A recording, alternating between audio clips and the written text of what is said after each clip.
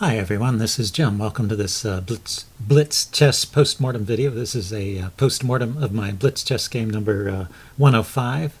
I was black here. My opponent kicked off with e4, and I went into the Sicilian defense. And my opponent played the move knight c3, which is the second most popular choice. So the top choice is knight f3, and d4, leading to the open Sicilian. But he played instead knight c3. And the other popular choice here is just pawn to c3, also known as the Alpine Sicilian. Knight c3 can lead to closed variations of the Sicilian, which is what we get here, or it could transpose later back into an open variation if white were to play knight f3. So you might think of it as a move order trick. If you would rather that black played knight c6 here, that's the most common move, rather than d6. That's a way of inducing black to play that move. And then the fianchetto variation, I wasn't so familiar with that. I've often seen the move f4 in this position, which is the Grand Prix attack, the pawns on e4 and f4 against the Sicilian. Knight f3, like I said, that transposes back into open Sicilians. And not so familiar with these other lines, but f4 I've seen. Okay, so g3, a new move to me, but seems like I played in a logical fashion. It looks like both sides go for the fianchetto. And then d3 and then e6. This is my usual move when I suspect that white intends f4, just to clamp down on this f5 square. It looks like maybe d6 is a slightly better move here. But this is still playable, I think. And then here, after bishop e3, I missed this idea. It looks like I could play knight d4 right here, because normally knight d4 is a little bit risky. He's got two pieces attacking that square, but I've got it supported by the bishop here.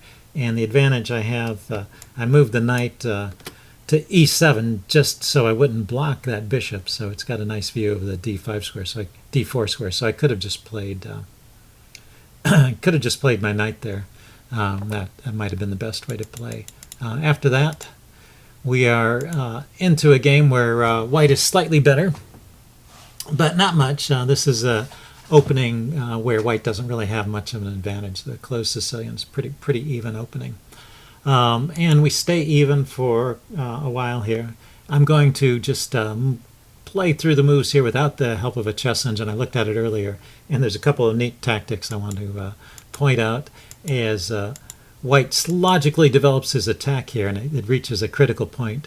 And so let's get ahead to that. He pushes ahead with f4 like I was expecting. And I play this move knight to d4 maybe a bit belatedly. Now it's a little bit weaker now, and he takes advantage of it here, forcing me to push my pawns forward to support that outpost. And then he can take on first on e5 and then on f5. But he throws in this move queen g5, and I play queen d7. So it's right here. Let's back up. First of all, queen d7 was not the right move here. I still have a decent game here, and I just need to play the move h6 and chase that queen away. I can't really allow that queen to hang around and make all these threats against my king. It's too dangerous. And immediately, queen d7 is actually a losing move here. And so let's see if you can spot the tactic for white.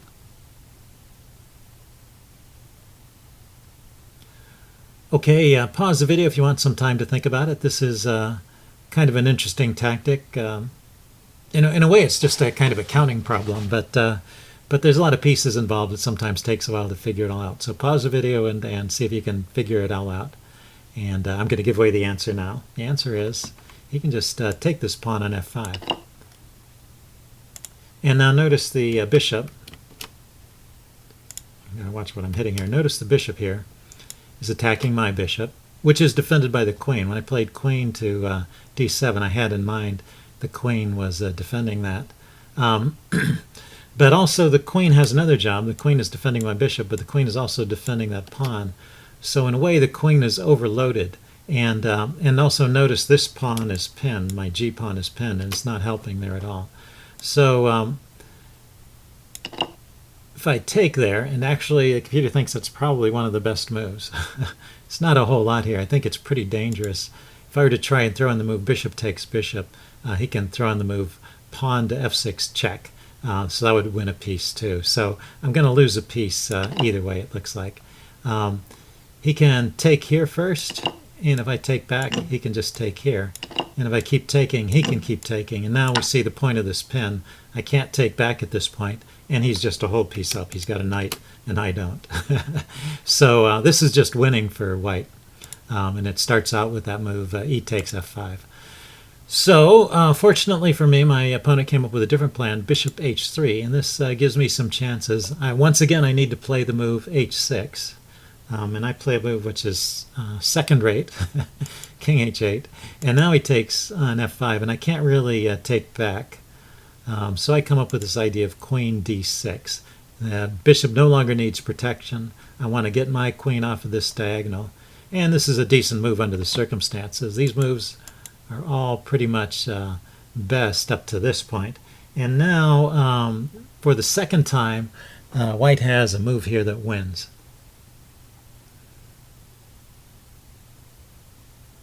Okay, let's see, do I want to give any clues here?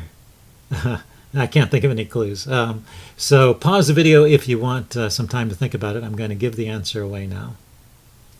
The answer is the somewhat surprising rook to f7. Okay, well, why is this such a threat? Suppose you just play queen c6. I mean, rook f7 is attacking the bishop. You could trade rooks, but then the bishop would still be under attack. So suppose you just move the queen here to defend the bishop. Then what he can do is he can take the rook, take back. He takes. You have to take back with the knight now because the queen moved to defend the bishop. And now the queen can grab here with check. And now white is just 2 pawns up and is winning. Okay, so suppose you don't defend the bishop, but you try moving it. So after rook f7, he's attacking the bishop. You could try moving the bishop. He has this killer move here, queen h6. And there's a mate threat here that you are powerless to prevent. You can trade, of course, but you can't really play that move because queen takes queen. So this is just totally losing. And rook f7, there's probably a few other variations you might try here. I think the chess engine recommended yeah, queen c6. The other thing, that was the recommended move, was queen c6. The other thing about queen c6, of course, is it's threatening mate. But you'll notice, or actually it's not mate, but that would be a severe check and drive the king here, and then you could take this with check. So that's why he takes here with check, and takes here with check, and then grabs here with check. So all that happens with check, and then at the end of that, after the king moves, white just moves his king to f2, and he stays 2 pawns up, and these checks turn out to be, well, there is no check here because the bishop is guarding g2, and the king was walked away from the check on h1. Okay, so that was the other thing I wanted to show there. And so, yeah, like I said, after rook f7, there are various things you might consider for black, but none of them work out. So he's just winning. So after rook takes f8, black is still better. He's still a pawn up, but basically he's just a pawn up, and this allows me to play on, and I do. And he stays a pawn up until we get to a position like this. Yeah, I think it was this move here. When he went queen h6, that was a mistake, just because it allowed my queen to move to f6. So up until this point, black is still a pawn up, and after his move queen h6, allows this queen f6, which attacks the bishop and pins it, and also protects these squares. I mean, he was trying to invade with his queen, so you can understand the motivation, but it just didn't work out in this position. So he has to come back to defend the bishop. The bishop can't be moved. I'm not sure if pawn to here is a better defense, but it does allow me to... well, my knight is still kind of pinned there. Anyway.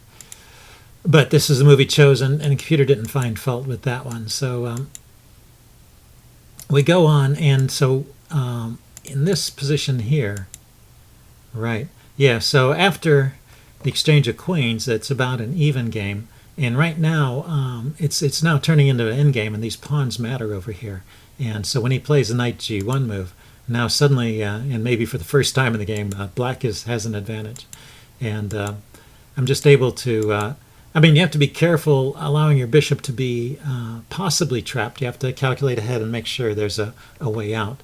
But I had calculated in advance that this pawn was weak here, and he can't get over to defend it. So I knew I was able to get to this square at least, the square on c2. And I thought, if he had moved his knight or his king over, I would still have time to advance my a pawn and get out via the square b3.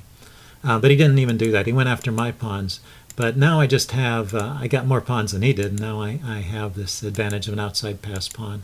And I am just winning at this point, and it is just a matter of technique, as they say. You advance the pawn as far as it goes, and that ties down this bishop. And now it really can't come back and defend against my king, which can invade and grab this pawn. And then I decide to defend my e-pawn with my king so that my knight will be free to move. My long-term plan is to get my knight into position, this square here. Or one of these would have done as well. But this is a square I'm aiming for now, which supports the advance of the pawn to b1. And what's interesting about this position is that his king would like to come back and guard that square, but he can't because my pawns are controlling that square. So you always have to look out for the geometry of the pieces in the endgame and make sure you understand the routes that are safe for your king to travel. And when you need to get to the square, you make at a certain point in time, you have to make sure you have enough time to get there. You have to count it out carefully and make sure your king can get to that protective square in time. So he was just a step too slow, and now I can advance the pawn and really can't do anything about it. So here I'm a piece up and a pawn up, and my pawns are protected, so it's just a matter of time before I gobble up these pawns and advance and queen one of these guys. So he resigned at this point. I thought that was a pretty interesting game. It's one of those kind of the reverse of the games I was having a few episodes back, a few videos back, where I would get a winning position and then lose in the end. So this is the opposite. I managed to get into a losing position because I failed to play h6 and chase the queen away at the right moment. And after that I was lost, but then my opponent failed to capitalize, and in the end I was able to hang on and win. So hope you guys enjoyed that. Leave any comments you have in the section below, and I'll see you later. Bye.